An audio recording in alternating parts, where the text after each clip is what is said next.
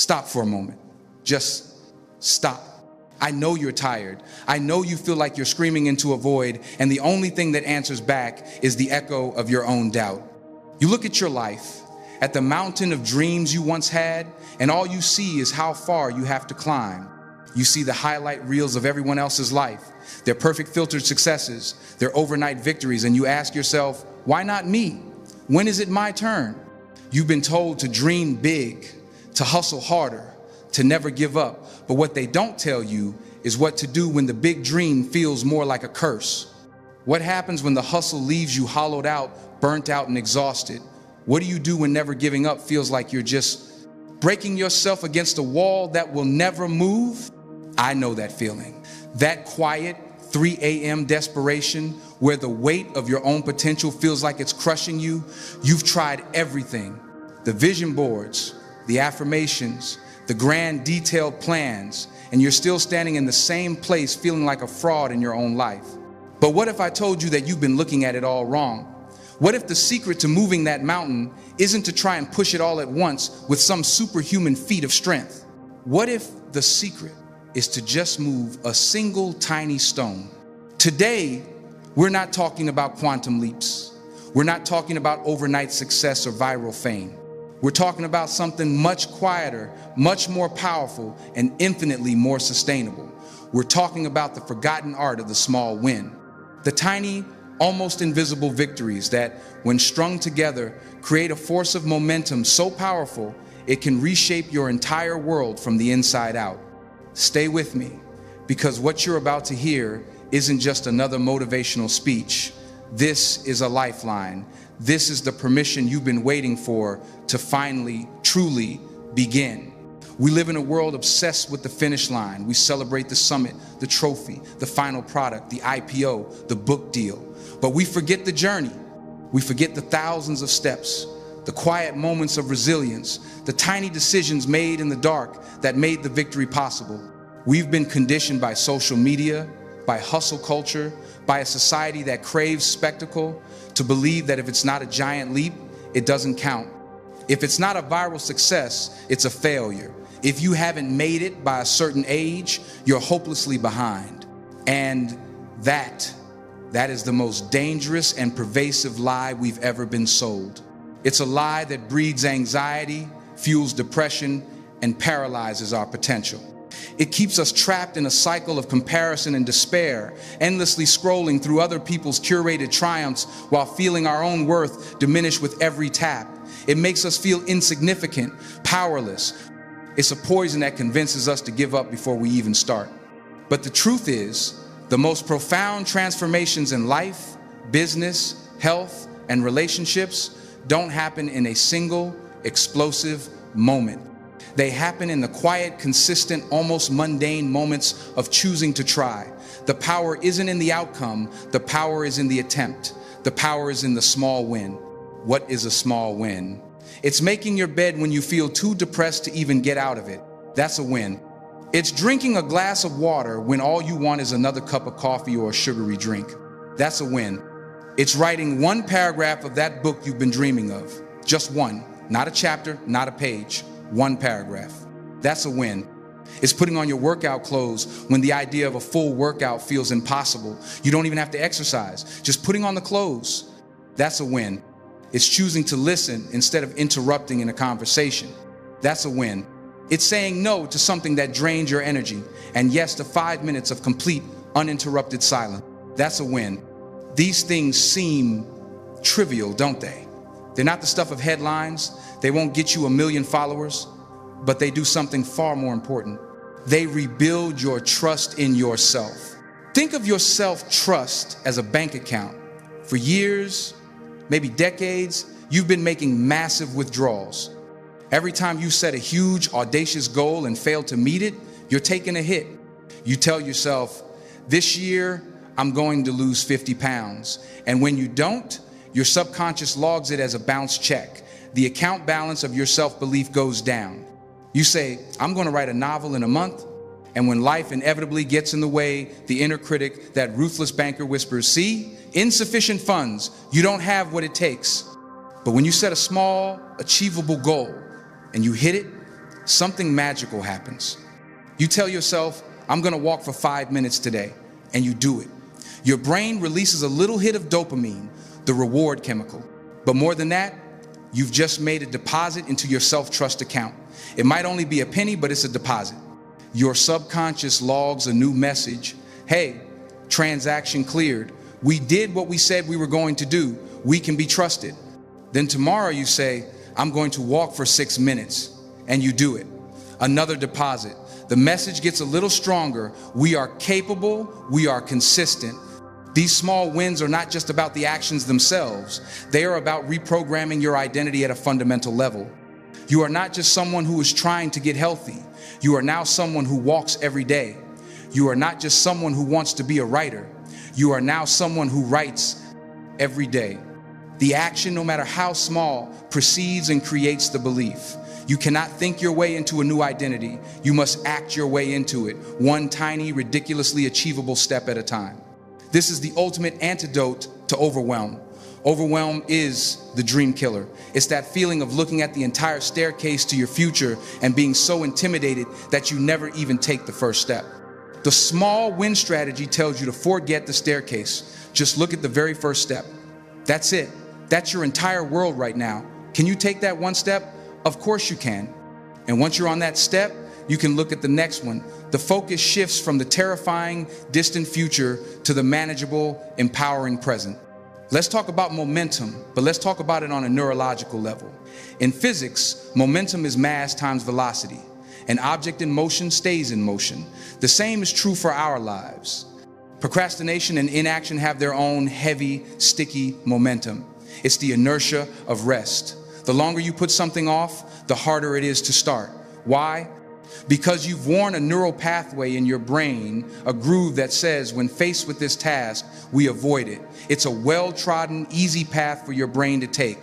But action also has momentum, and it starts with the smallest possible push. That 5-minute walk, it might not feel like much, but it forces your brain to carve a new, tiny trail in the forest.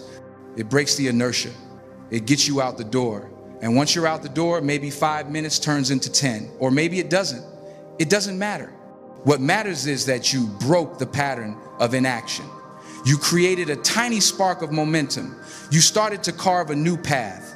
Tomorrow, that path is a tiny bit clearer, making it a little easier to get out the door. The next day, a little easier still. The small wins are the kindling. They are the tiny twigs that you use to start a fire. You don't start a bonfire by trying to light a giant damp log. You start with something small, something that will catch easily, and you protect it. You nurture it.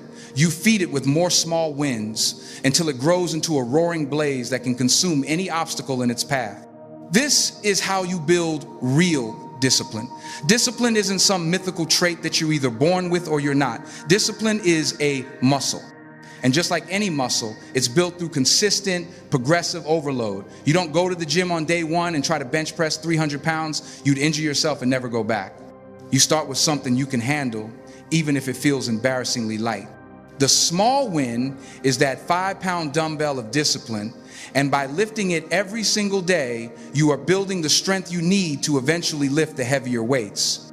You are proving to yourself on a cellular level that you are someone who shows up. So, how do we apply this? How do we make this practical right now? First, you need to redefine what success means for your day. It's not about completing your entire mile-long to-do list. It's not about making massive progress on your biggest goals. The new definition of a successful day is this: did I keep the promises I made to myself today? And the key is to make those promises ridiculously, almost laughably small. So small, you'd feel silly not doing them. You want to write a book? Your promise isn't write a chapter, it's open the document and write one sentence. One sentence. Can you do that? Yes. And what often happens? That one sentence turns into 2, then a paragraph, then a page. But even if it doesn't, you kept the promise. You won. You want to start meditating? Your promise isn't meditate for 20 minutes. It's sit in silence for 60 seconds. Just 1 minute. Put on a timer and just be. That's it. You won. You want to learn a new language? Your promise isn't study for an hour. It's learn one new word on Duolingo open the app, learn the word, close the app. You won. The beauty of this is that it bypasses resistance. Your brain, which is designed to conserve energy and avoid discomfort, doesn't see write one sentence as a threat. It doesn't trigger the fight or flight response that a goal like write a chapter does. It's too small to argue with. It's too easy to just do. And in the doing, you change. Second, you must celebrate these wins. I don't mean throw a party for drinking a glass of water, but you have to consciously acknowledge it. You have to give yourself credit.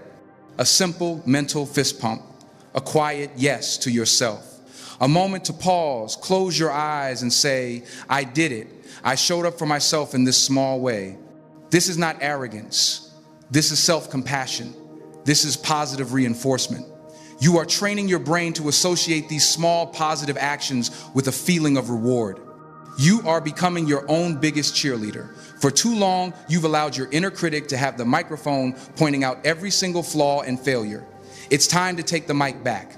It's time to become the narrator of your own comeback story, and that story is built on the foundation of these tiny triumphs. Think of your confidence as a brick wall. Every time you break a promise to yourself, you're pulling a brick out of that wall, leaving a gaping hole. Every time you celebrate a small win, you're adding a brick, mortaring it in place with acknowledgement. Which wall are you building? The wall of self-doubt or the wall of self-belief? The choice is yours every single day in every single tiny decision. Let's be real for a second. There will be days when you don't even want to win the small wins. There will be days when the darkness feels too heavy, when the motivation just isn't there, when life throws a wrench in your plans, and on those days, the goal is to go even smaller.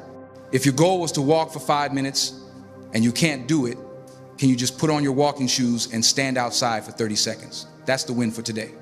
If your goal was to write one sentence and you can't do it, can you just open the document and read the last sentence you wrote? That's the win. If your goal was to eat a healthy meal and you can't, can you just drink a glass of water first? That's the win. It's about scaling the goal down to the point of absurdity to find the level at which you can succeed. Because on your worst days, one win, no matter how microscopic, is infinitely more powerful than 0 wins. It's the single thread that keeps you connected to the person you want to become. It's the flicker of light that proves the darkness hasn't won. This isn't about lowering your standards. It's about building a smarter ladder, a ladder with rungs that are so close together you can't help but climb. And what happens when you start climbing? What is the big impact of these small wins? It's the magic of compounding. Just like money in a savings account, your effort, your confidence, and your skills compound over time. That one sentence a day, after a year, that's 365 sentences. That's a lot of pages. That one new word a day, after a year, that's a vocabulary of 365 words. You can have a basic conversation with that. That 5-minute walk, after a month, you've walked for 2.5 hours. Your body has changed. Your mind has changed. The initial progress is slow. It's almost invisible. This is where most people give up. They don't see the immediate, dramatic results they were promised by the hustle culture gurus, and they think it's not working. They quit 3 feet from goal because they're expecting to find a giant nugget on the surface. But if you can just trust the process, if you can have faith in the power of compounding consistency, you will reach a tipping point. A point where the momentum becomes so great that it starts to carry you. The good habits become more automatic than the bad ones. The confidence becomes your default state. The identity shift becomes permanent. You start to see opportunities where you once saw obstacles. You start to handle setbacks with resilience instead of despair, because your foundation of self-trust is so solid that one crack can't bring the whole wall down. You know you can rebuild because you've done it 1,000 times before, one small brick at a time. This is the path to sustainable success. It's not sexy, it's not glamorous, it's quiet, it's personal, it's a daily conversation with yourself. It's about choosing over and over again to be a little bit better than you were yesterday. So I ask you, what is your one small win for today? Don't think about tomorrow or next week or next year. Just think about right now in this moment. What is the smallest possible action you can take that moves you even 1 millimeter in the direction of your dreams? Is it to get up and stretch for 30 seconds? Is it to send that one email you've been avoiding? Is it to put one dish in the dishwasher? Is it to close your eyes and take 3 deep breaths? Whatever it is, do it. Do it right now. Feel that? That little shift? That's it. That's the whole secret. You just won. You just changed the trajectory of your day. And if you can change your day, you can change your week. And if you can change your week, you can change your month. And if you can change your month, you can change your entire life. Stop waiting for motivation to strike like lightning. Motivation is not a cause, it's an effect. It's the result of action, not the prerequisite for it. You generate motivation by taking small steps and proving to yourself that you can. Stop comparing your chapter 1 to someone else's chapter 20. Their journey is not your journey. Their timeline is not your timeline. The only person you are in competition with is the person you were yesterday. Can you be just 1% better today? Can you win one small victory today that yesterday's you didn't? This is your permission to be a beginner. This is your permission to be imperfect. This is your permission to start small. So small, it feels insignificant. Because in the kingdom of the overwhelmed, the one who is willing to start small is king. The journey of 1,000 miles begins with a single step. We've all heard it. But we're so focused on the 1,000 miles, we forget the simple, profound power of just lifting our foot. Lift your foot, take the step, claim your small win, and then do it again tomorrow. That is the path. That is the work. And it is how you slowly, quietly, and unenviably build a life of incredible impact. One small, beautiful win at a time. You have it in you. You always have. It's time to prove it to yourself. Start now. So you've started. You took that first step. You claimed that first tiny win. And maybe you're thinking, okay, what now? This feels good, but it also feels small. How does this really change anything in the grand scheme of things? This is a critical moment. It's the moment where the seed of a new habit can either be nurtured or abandoned. And to nurture it, we have to understand the next layer of this process, the ripple effect. Your small win doesn't happen in a vacuum. You are not an island. Every action you take, no matter how minor, creates a ripple in the energy within you and around you. Think about the simple act of making your bed. You do it. It's a small win. You turn around and see a little pocket of order in a world of chaos. Your mind feels a fraction clearer. Because you feel a fraction clearer, you decide to put your coffee cup from yesterday into the sink. Another ripple. Now there are 2 pockets of order. This subtle shift in your environment makes you feel slightly less stressed. Because you're less stressed, when your partner or roommate speaks to you, your tone is a little warmer.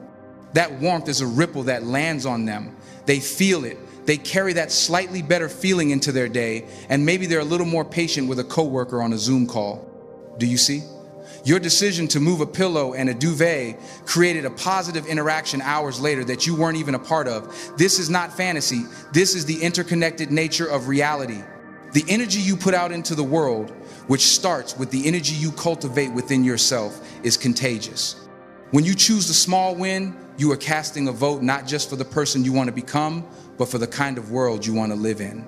A world with a little more order, a little more intention, a little more kindness. It starts in the square footage of your own life. It starts with one small choice. But there's a demon that tries to stop this ripple effect before it even begins. It's a powerful, insidious voice, and it's the saboteur of so many dreams. It's the voice of all or nothing. You know this voice. It's the one that says, if I can't go to the gym for a full hour and do my entire routine perfectly, there's no point in going at all. It's the voice that says, I've already broken my diet by eating that one cookie, so I might as well eat the whole box and start again on Monday. It's the voice that says, I don't have a 4-hour block of uninterrupted time to write, so I can't work on my novel today. The all or nothing mindset is perfectionism's ugly twin. It's a brutal standard that sets you up for constant failure, and the small win is its mortal enemy. The small win philosophy says, can't do an hour at the gym? Fine. Can you do 10 push-ups at home right now? That's the win. It says, you ate the cookie? Okay, it happened. Can you drink a glass of water now and make your next meal a healthy one? That's the win. It says, don't have 4 hours. Of course you don't. Can you find 3 minutes while the kettle boils to jot down one idea in your phone's notes? That's the win. You have to be willing to be an imperfect practitioner of the life you want to live. You have to be willing to accept good enough instead of holding out for a perfect that will never arrive. The small win is the ultimate act of self-love because it releases you from the prison of perfectionism. It says, I will meet myself where I am today, not where I think I should be. And as you do this day after day, you're not just building momentum, you're collecting evidence. Your brain is a courtroom, and for years, your inner critic has been the lead prosecutor, presenting a mountain of evidence against you. Exhibit A, that time you quit piano lessons. Exhibit B, that failed business idea. Exhibit C, every single promise you broke to yourself, and your self-belief, the defense attorney, has had very little to work with. Every small win is a piece of evidence for the defense. Objection, my client is someone who follows through. As evidence, I present the fact that they have walked for 5 minutes every day for the last 17 days. Objection, my client is a writer. As evidence, I present these 42 single sentences they have written, one per day, which are now starting to form a coherent story. Objection, my client is capable of handling stress. As evidence, I present the 60 seconds of mindful breathing they have practiced every morning, building a foundation of calm. You are literally rewriting your own case law. You are building a new body of proof that testifies to your new identity. And with enough evidence, the verdict in your own mind begins to change. The jury of your subconscious starts to be swayed. The belief follows the proof you provided. You are no longer trying to be this person. You are becoming them with a stack of receipts to prove it. This leads to another profound shift. A shift from focusing on the goal to being grateful for the grind. We are often so fixated on the outcome, the weight loss, the finished book, the promotion that we see, the process, the work, the grind as a necessary evil, something to be endured to get to the good part. But what if the ability to do the work is the good part? What if you shifted your gratitude from the destination to the journey itself? Instead of saying, I'll be happy when I lose 20 pounds, you say, I am grateful that I have a body that is capable of walking for 5 minutes today. Instead of, I can't wait until this book is finished, you say, I am grateful that I have a mind that can create one new sentence today. Instead of, I'll be at peace when I can meditate for 30 minutes, you say, I am grateful that I have this single minute right now to just breathe and be present. This changes everything. It infuses the process with joy and appreciation rather than resistance and resentment. The work is no longer a punishment, it is a privilege. The effort itself becomes the reward. This is how you fall in love with the process. And when you love the process, the results become an inevitable byproduct. This entire journey, this practice of small wins, of fighting perfectionism, of collecting evidence, of finding gratitude in the grind, it's all leading to one place. It's leading to self-sovereignty. It's about taking back the power. For too long, you have outsourced your sense of worth. You've given it to your boss, to your partner, to the number of likes on your social media posts, to the number on the scale. You've allowed external validation to be the sun your world revolves around. The path of small wins is the declaration of independence for your soul. It's you saying, my validation comes from me. My sense of accomplishment is determined by whether I kept my own small promise to myself today. I am the ultimate authority on my own worth. When you get to this place, you become unshakable. A criticism that would have once shattered you becomes just information. A setback that would have derailed you for weeks becomes just a problem to be solved. You are no longer a leaf blown about by the winds of other people's opinions or external circumstances. You are the tree, rooted, grounded in the bedrock of 1,000 small wins. Now let's be honest. This isn't a magic pill. There will be plateaus. There will be weeks where you feel like you're going backward. The initial excitement will fade, and the daily practice will feel, well, routine. This is the final test. When a novelty wears off, can you still show up? When you don't feel like it, can you honor the promise? This is where the discipline you've been building truly reveals itself. And the answer on those hard days is always the same. Go back to the beginning. Go back to the smallest possible win. Forget the 10-minute walk. Just put on your shoes. Forget the page. Just write one word. Forget the healthy meal, just drink 1 glass of water. You must remind yourself that the goal isn't linear progress. The goal is simply to not break the chain of showing up for yourself. Every day you add a link, no matter how small or misshapen, the chain gets stronger. This is your life's great work, not the big flashy achievements that the world will applaud, but the quiet, unseen daily work of building yourself, of honoring yourself, of loving yourself enough to start small and to keep going. Look back at where you were when you first started listening to this. That feeling of being overwhelmed, of being stuck. You know now that it's a lie. You know the antidote. You have the key. The key is not to find some superhuman strength. It's to recognize that you have just enough strength for the next small step, and that is all you will ever need. So let the world chase its quantum leaps. Let them burn themselves out on the altar of hustle. You are playing a different game now, a smarter game, a kinder game, the infinite game, the game of becoming. And you win that game not by crossing a finish line, but by having the courage every single day to simply take the next step. Claim your win today. Celebrate it. Let it ripple. Collect it as evidence. Be grateful for it. And know in the deepest part of your being that you are on the path. You are doing the work. And your impact will be immeasurable. And so you walk this path. You lay one brick, then another. You build your wall of self-trust. You fight the demon of all or nothing. And you learn to find joy in the simple, profound act of showing up. But there will come a time, a strange and quiet period that I call the messy middle. The messy middle is not the struggle of starting, and it's not the glory of arriving. It's the long, monotonous, unglamorous stretch of road in between. It's when the initial excitement has worn off, but the final goal is still nowhere in sight. It's when you've been doing the work day in and day out, and you look up and feel like you're still in the same place.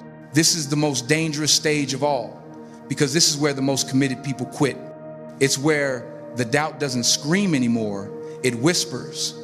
It says, is this really working? I've been doing this for months and nothing big has changed. Maybe I'm just fooling myself. This is the valley of disillusionment, and the only way through it is to trust your process more than you trust your feelings.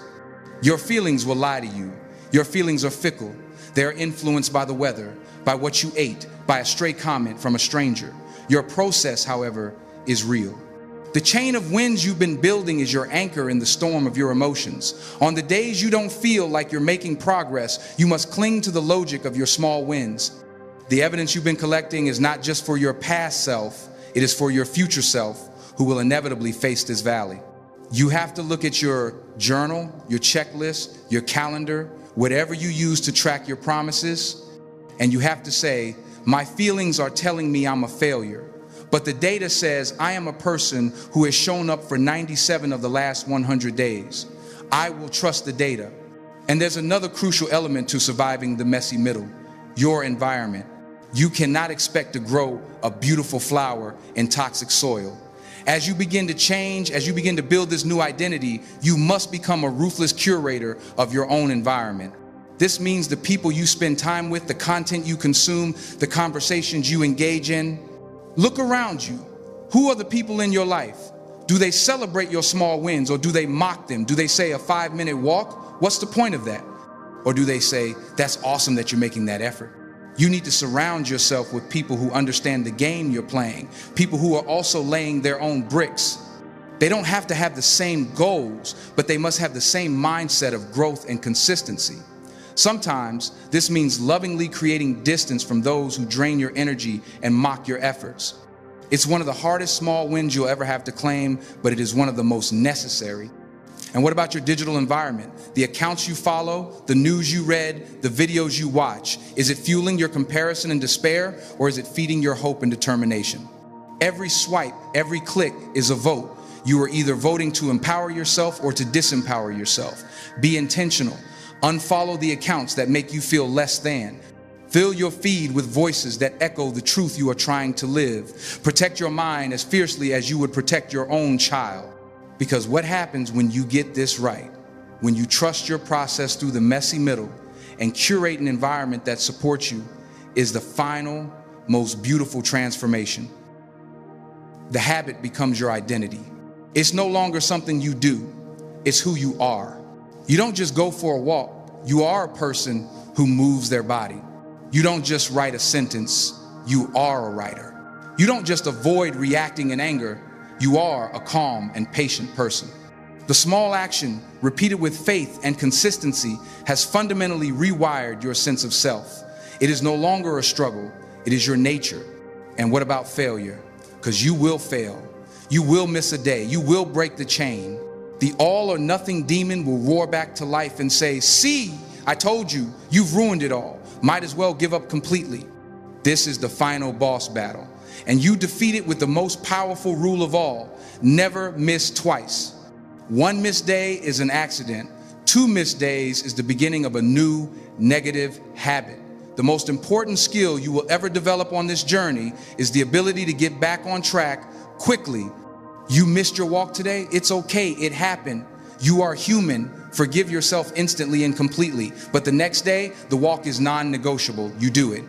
Even if it's just for 1 minute, you reestablish the pattern immediately. By doing this, you prove to yourself that a single stumble does not define your journey. Your resilience becomes the new muscle you build. Your ability to forgive yourself and begin again becomes your greatest strength. Failure is no longer a sign of weakness. It is an opportunity to practice your commitment. And so we come full circle. Think back to that person at the beginning, the one who was tired, lost, screaming into the void. Where is that person now? They are still there inside you, but they are no longer in the driver's seat. They are a passenger you treat with compassion, a reminder of how far you've come. The person in charge now is the builder, the bricklayer, the one who knows that true strength isn't found in a single act of Herculean effort, but in 1,000 small, quiet acts of love for oneself. The one who knows that the greatest impact you can ever have on the world is the result of the quiet, consistent impact you have on yourself. You are not the mountain you have to climb. You are the one who moves it, one stone at a time. So when you wake up tomorrow, don't think about changing the world. Just think about your first small win. Make your bed, drink your water, write your sentence, take your walk. Know that in that tiny, seemingly insignificant act lies the seed of everything you have ever wanted to be. Nurture it, protect it, trust it, and just keep going.